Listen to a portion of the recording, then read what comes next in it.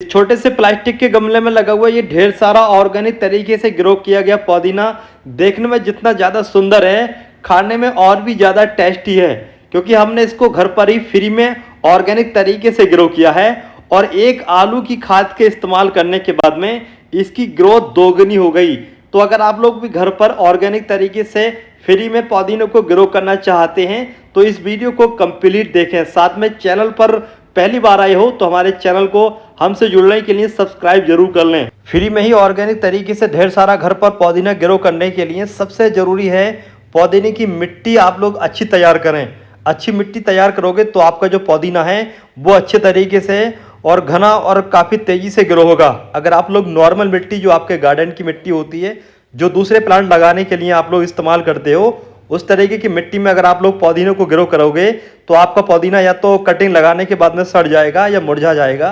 तो इसके लिए जो अलग मिट्टी है उस मिट्टी को तैयार करने के लिए आपको 20% कोकोपीट, 15% वर्मी कंपोस्ट या गोबर की खाद, बाकी आपके गार्डन की मिट्टी, तीनों को अच्छे तरीके से मिक्स करने के बाद में पुदीने की कटिंग को लगाया जा सकता है।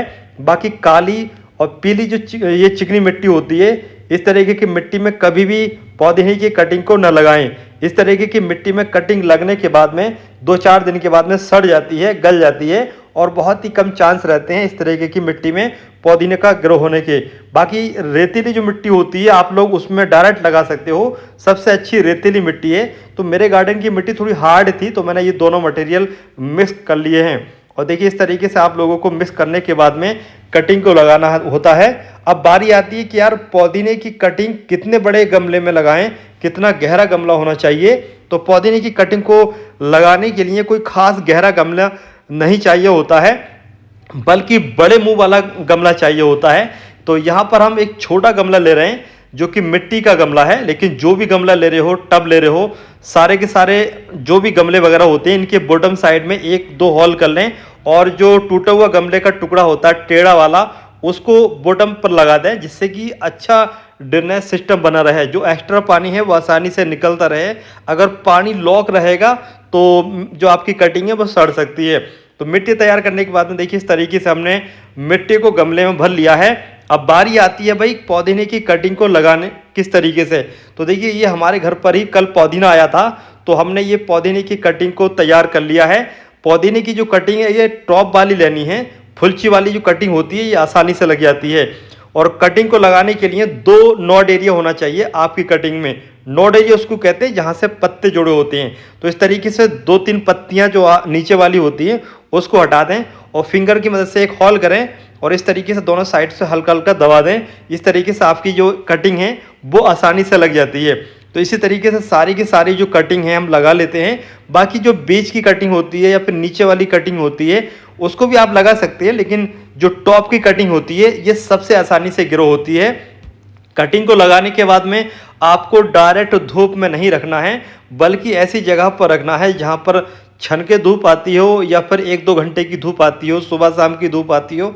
ऐसी जगह पर रखने से आपकी जो कटिंग है वो सूखती नहीं है। कई बार हम लोग क्या करते हैं, जो नए गार्डनर होते हैं वो कटिंग को लगाने के बाद में डायरेक्ट धूप में रख देते हैं और उसके बाद में कटिंग ग्रो नहीं हो पाती है। इसके अलावा पुदीने की कटिंग को ग्रो करते समय एक बात का ये ध्यान रखें, जब भी आप मार्केट जा रहे हैं तो जो पत्तियां काली काली सी होती हैं तो ऐसा पुदीना ना लगाएं, बल्कि जो बिल्कुल फ्रेश हरी पत्तियां होती हैं वो लगाएं। जो हल्की हल्की काली काली सी होती हैं वो पुराना पुदीना होता है तो उसका ग्रो होने के चांस कम रहते हैं। जैसे मैंने यहाँ पर ये दिखाई कटिंग, तो ये थोड़ी पुरानी सी कटिंग लग रही है, इसके ग्रो होने के चांस थोड़ा कम है। तो बेहतर ये कि बिल्कुल ग्रीन और हेल्थी कटिंग लगाएं। तो टॉप की कटिंग अगर आप लोग लगाएंगे और जो टॉप की कटिंग होती है इससे ज़्यादा आपको खर्चा भी नहीं करना होता है, 10-15 रुपये का खर्चा होता है। और इस तरीके से आप लोग सारी की सारी कटिंग लगा लेंगे। एक बार कटिंग लगाने के बाद में, एक बार पुदीना ग्रो करने के बाद में सालों साल चलता है अगर आप लोग थोड़ा सा ध्यान रखें तो। इसके अलावा कटिंग लगाने के बाद में देखिए इस तरीके से आप लोग पानी दें और पानी देने के बाद जैसे कि मैंने बताया कि आप लोगों को इसको इनडायरेक्ट सनलाइट में रखना होता है, हल्का पानी देना होता है। ज़्यादा पानी दोगे तो कटिंग सड़ जाती है। तो देखिए पानी दे दिया है। अब चलिए इसको हम छाया वाली जगह पर रख देते हैं। अब इससे पहले जो हमने पुदीना ग्रो किया था कटिंग के द्वारा, उसको तेज़ी से ग्रो करने का भी रिजल्ट इस वीडियो में दिखाएंगे। उसको तेज़ी से ग्रो करने के लिए जो फर्टिलाइज़र है वो आलू के द्वारा तैयार किया गया है। एक आलू हमने मिक्सी मशीन में पीस लिया है और उस पिसे हुए आलू को 1 लीटर पानी में हम मिक्स कर लेंगे, घोल लेंगे। ये एक ऐसा ऑर्गेनिक फर्टिलाइज़र है होममेड, जो कि बिल्कुल मुफ्त का ही माना जाएगा, क्योंकि जो सड़े गले आलू होते हैं उसको ही पीस कर डालना है आपको। तो यहाँ पर देखिए हमने जो पुदीना है ये कटिंग से ग्रो किया हुआ था लगभग 15 दिन पहले, और इसकी जो ग्रोथ है वो थोड़ा स्लो चल रही है। तो देखिए इसको हम जो फर्टिलाइज़र हमने तैयार किया है दे देते हैं। इस तरीके से आप लोग फर्टिलाइज़र को ऐड कर दें और आप लोग चौंक जाओगे इसका रिजल्ट देख करके। इसका जो रिजल्ट है, जो हमने ये आलू का फर्टिलाइज़र बनाया है, कितना बेहतरीन देखने को मिलेगा। बाकी अगर जैसे पुदीने की कटिंग लग जाती है तो लगभग 8 से 7 दिन के बाद में कटिंग लगाने के बाद आप लोग डायरेक्ट उसको धूप में ज़रूर रख दें। अब चलिए रिजल्ट देखते हैं। तो देखिए क्या शानदार रिजल्ट आया है आलू के फर्टिलाइज़र का। देखिए कितना बेहतरीन घना घना और बिल्कुल ग्रीन और हेल्थी हमारा ये पुदीना हो चुका है। अब चलिए रिजल्ट दिखा देते हैं कटिंग का। तो देखिए ये कटिंग का रिजल्ट है, ये 12 दिन के बाद का कटिंग का रिजल्ट है। 12 दिन के बाद देख सकते हो आप लोग सारी की जो सारी कटिंग है वो सभी चल चुकी हैं। अब इस पुदीने को और घना करना है और बड़ा करना है, तो इसके लिए सबसे ज़रूरी टिप्स है इसकी टॉप को हल्का हल्का पिंच कर दें। अगर आप लोग टॉप को पिंच नहीं करना चाहते तो थोड़ा नीचे से भी कट कर सकते हैं। नीचे से कट करने से ये होगा कि आप लोग पुदीना इस्तेमाल भी कर सकते हैं।